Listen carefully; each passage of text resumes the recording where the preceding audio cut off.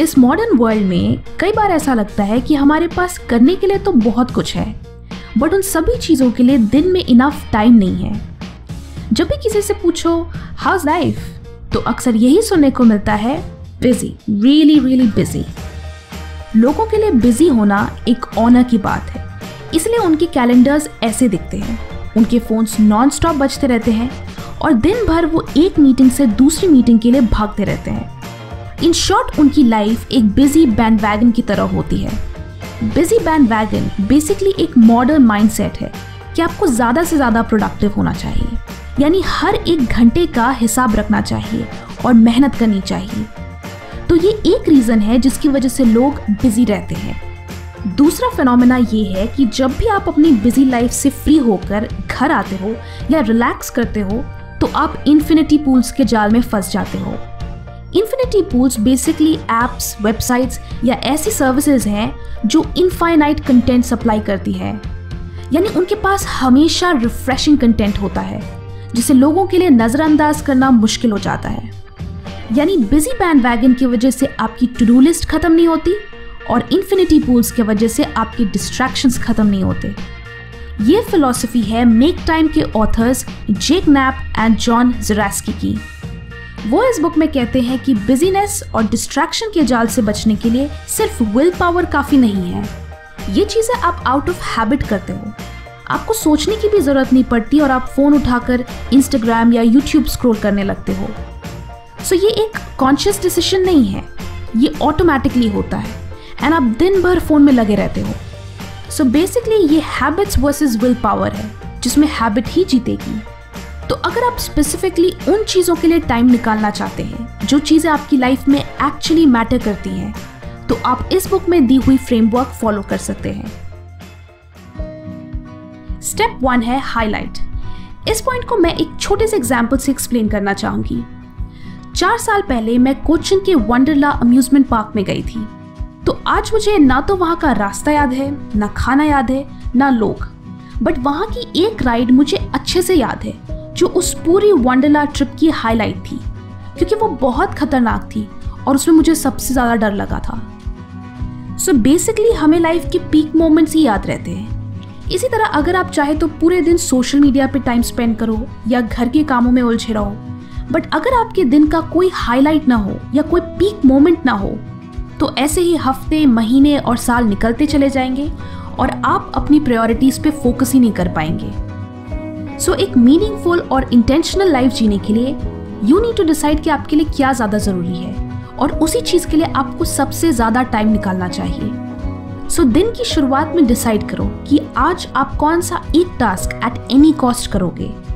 Decide कि आज के दिन का हाईलाइट क्या होगा, क्योंकि जब आप अपने दिन की शुरुआत एक इंटेंशन के साथ करते हो, तभी आप एक सेटिस्फाइड एंड इफेक्टिव लाइफ जियोगे।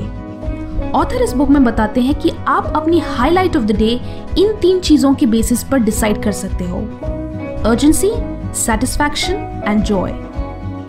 अपने दिन के हाईलाइट को डिसाइड करने के बाद स्टेप 2 ये है कि अब हमें उस सिंगल टास्क पर लेजर लाइक फोकस मेंटेन करना है।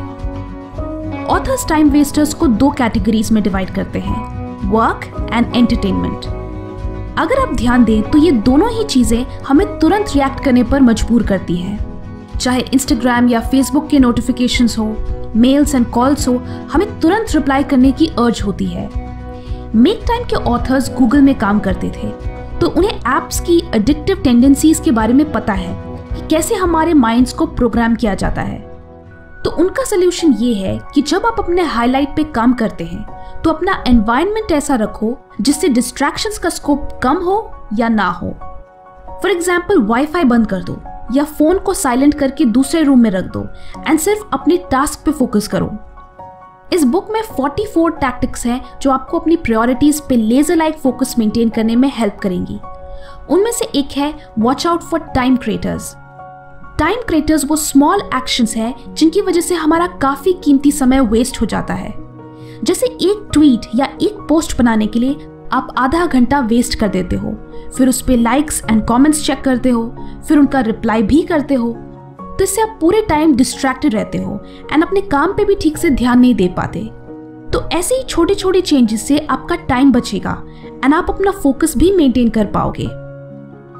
स्टेप 3 है एनर्जाइज।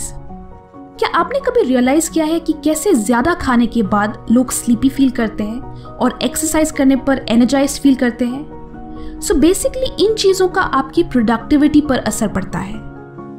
अगर आप अपने दिन के इंपॉर्टेंट टास्क पर फोकस करना चाहते हैं तो आपके ब्रेन को एनर्जी की जरूरत होगी एंड उसे एनर्जी तभी मिलेगी जब आप अपनी बॉडी का ख्याल रखोगे।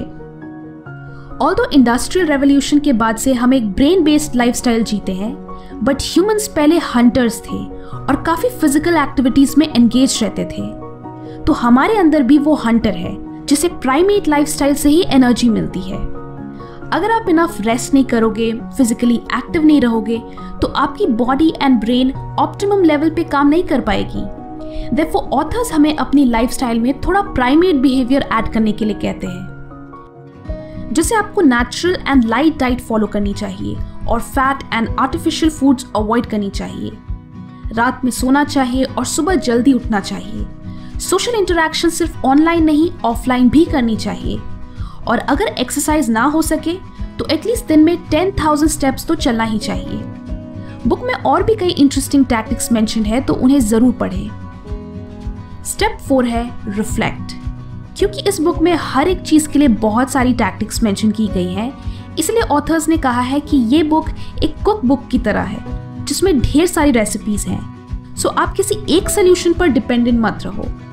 तो दिन के एंड में सिर्फ 10 मिनट का समय निकालकर रिफ्लेक्ट करें कि आपके लिए कौन सी टैक्टिक सबसे असरदार रही और अकॉर्डिंगली स्विच या मॉडिफाई करें। सो इन द एंड इस बुक से हमें ये सीखने को मिलता है कि हमारी लाइफ हमारे कंट्रोल में होनी चाहिए, एप्स और दूसरे लोगों के कंट्रोल में नहीं। क्योंकि आपकी टाइम और एनर्जी आपकी है, इसलिए आपको कॉन्शियसली डिसाइड करना है कि आप उसे कहाँ खर्च करना चाहते हो। आपकी नंबर 1 प्रायोरिटी क्या है? कमेंट करके बताएं। वीडियो अच्छी लगी तो लाइक करें और बहुत अच्छी लगी तो शेयर भी करें। Thank you and stay focused.